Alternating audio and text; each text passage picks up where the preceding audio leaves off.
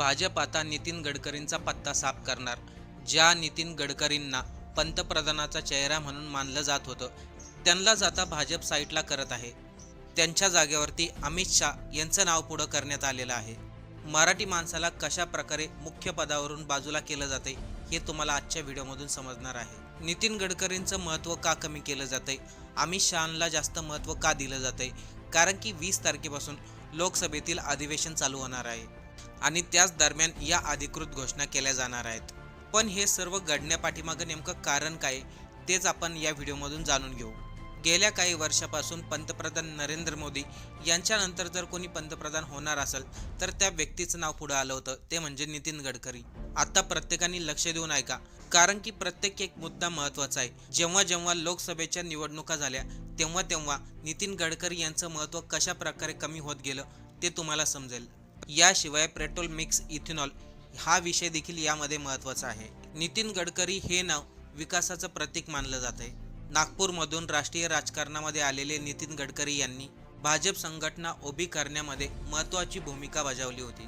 RSS संघाबरोबर असलेली जवळीक, संघटन कौशल्य यामुळं त्यांचा प्रभाव पक्षामध्ये जास्त वाढत गेला. आता इथे बघा, 2009ला जेव्हा मोदी सरकार नव्हतं तेव्हा त्यांचं महत्त्व किती होतं आणि मोदी सरकार आल्यानंतर त्यांचं महत्त्व कसं कमी झालं. 2009 मध्ये नितीन गडकरी यांच्यावरती भाजपच्या राष्ट्रीय अध्यक्षपदाची जबाबदारी सोपवण्यात आली होती. त्या काळामध्ये भाजप विरोधी पक्ष असला तरी देखील नितीन गडकरी यांच्याकडे संघटन मजबूत करण्याचं काम होतं. त्या 5 वर्षात त्यांनी भाजप संघटना मजबूत केली. 2014ला देखील बऱ्याच लोकांना अपेक्षा होती गडकरी यांना पुन्हा ते पद मिळणार, पण लोक असं म्हणतायत त्या काळामध्ये जाणून बुजून पूर्ती समूहाशी संबंधित वाद समोर आणला. या कारणामुळे गडकरी यांना राष्ट्रीय अध्यक्षपदाची जबाबदारी मिळाली नाही. त्या जागेवरती राजनाथ सिंग यांना अध्यक्षपदाची जबाबदारी मिळाली. या काळामध्ये राजकीय विश्लेषकांनी सांगितलं, जाणून बुजून गडकरी यांना बाजूला करण्यासाठी तो मुद्दा उपस्थित केला गेला.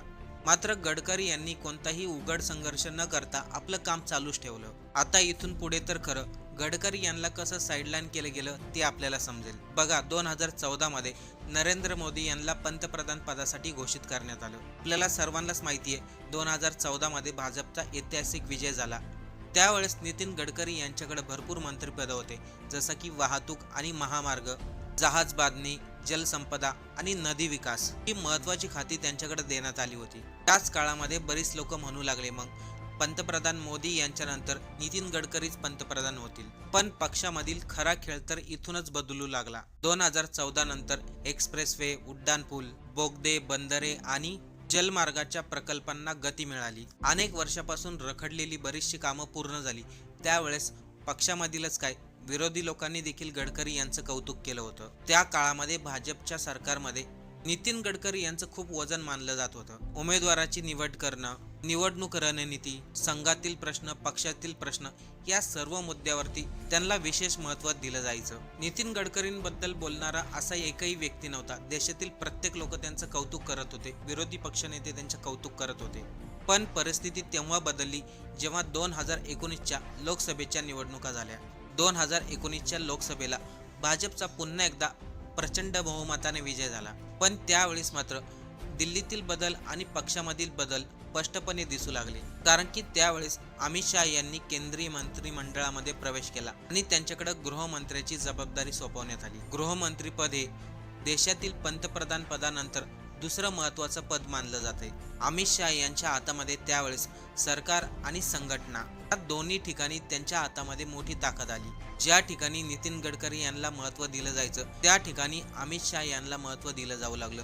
पक्षातील महत्त्वाचे निर्णय अमित शाह घेऊ लागले. मग राज्यातील मुख्यमंत्री कोणाला निवडायचं, पक्ष विस्तार कसा करायचा, निवडणुकांमध्ये कोणती रणनीती असावी, हे सर्व अमित शाह ठरवायचे. विशेष म्हणजे याच काळामध्ये नितीन गडकरी यांच्याकडे जे 4-5 खाते होते ते सर्व काढून घेण्यात आले. त्यांच्याकडे फक्त वाहतूक आणि महामार्ग मंत्रालय एवढंच ठेवण्यात आलं. त्यांच्याकडे जे पक्षाचं राष्ट्रीय अध्यक्षपद होतं ते देखील काढून घेण्यात आलं. त्या जागेवरती राजनाथ सिंह यांना राष्ट्रीय अध्यक्षपद दिलं. तरी देखील नितीन गडकरी यांची लोकप्रियता काही कमी झाली नव्हती.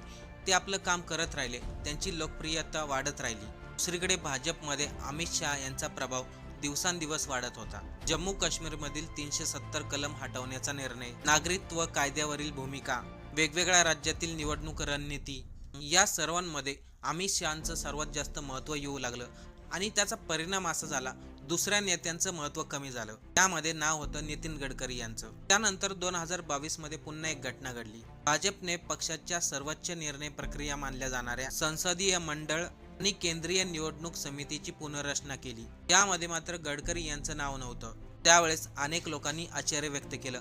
ज्या व्यक्तीकडे भाजपचं राष्ट्रीय अध्यक्षपद होतं, तो केंद्रामधील लोकप्रिय नेता होता, त्याच नेत्याला या समितीमधून बाहेर ठेवलं. त्यामुळे अनेक लोकांनी टीका देखील केल्या. तेव्हाच लोक बोलू लागले, नितीन गडकरी यांचं पक्षातील महत्त्व कमी केलं जातंय. पण गडकरी यांनी कोणतीही टीका केली नाही. त्यांनी आपलं काम चालूच ठेवलं. गडकरी हे देशभरामध्ये महामार्गाचं जाळं विस्तारत राहिले. अनेक मोठे एक्सप्रेसवे पूर्ण केले. दिल्ली मुंबई एक्सप्रेस, समृद्धी महामार्ग, बोगदे, पूल यासारख्या प्रकल्पामुळे त्यांचं नाव पुन्हा एकदा चर्चेत आलं. आता इथे खूप महत्त्वाचा मुद्दा आहे, हा सर्वांनी लक्ष देऊन ऐका. 2024च्या लोकसभेच्या निवडणुका झाल्या. त्यामध्ये भाजपला फारसं काही बहुमत मिळालं नाही. त्यावेळेस विरोधी पक्षाला देखील चांगली मतं मिळाली. तेव्हा पुन्हा एकदा चर्चा सुरू झाली. पंतप्रधान नरेंद्र मोदी यांच्यानंतर भाजपचा चेहरा कोण? नितीन गडकरी यांचं नाव पुढे आलं. पण याच काळामध्ये इथेनॉलचा मुद्दा बाहेर आला. आता बरेचशी लोक म्हणतात त्यांच्या पक्षामधील लोकांनीच हा इथेनॉलचा मुद्दा चर्चेमध्ये आणलाय. गडकरी यांनी देशाला पटवून दिलं, ऊसापासून इथेनॉल तयार होतं. पेट्रोलमध्ये 20% इथेनॉल असतो. इथेनॉल जास्त प्रमाणात वापरलं तर आपल्याला कच्चं तेल जास्त वापरण्याची गरज पडणार नाही. आपला मोठ्या प्रमाणात खर्च वाचल, शेतकऱ्यांना फायदा होईल, कारखान्यांना फायदा होईल. पण याच इथेनॉलवरती त्यांच्यावरती टीका देखील झाल्या. अनेक गाड्यांचं मायलेज कमी झालं, इंजन खराब झालेत, लोकांच्या गाड्यांचं नुकसान झालं.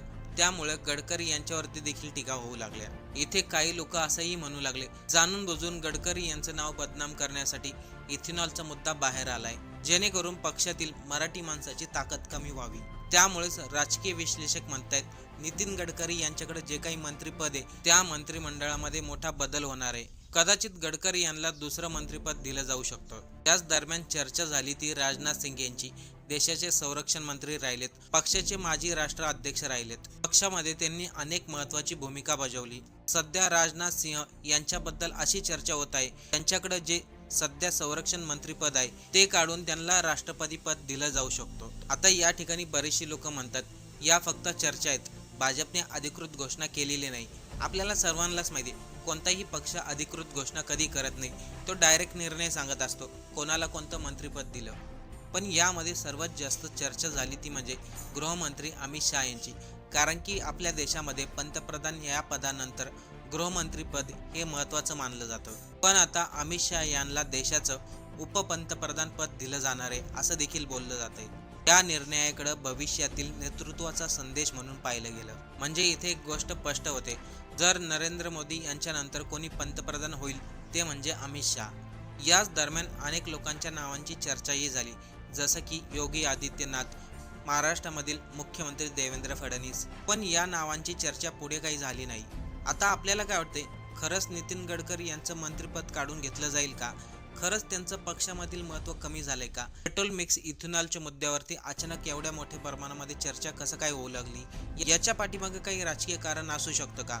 अमित शहा हे देशाचे पुढचे पंतप्रधान राहतील का? या सर्व विषयावरती आपलं काय मत आहे कमेंट करून नक्की सांगा.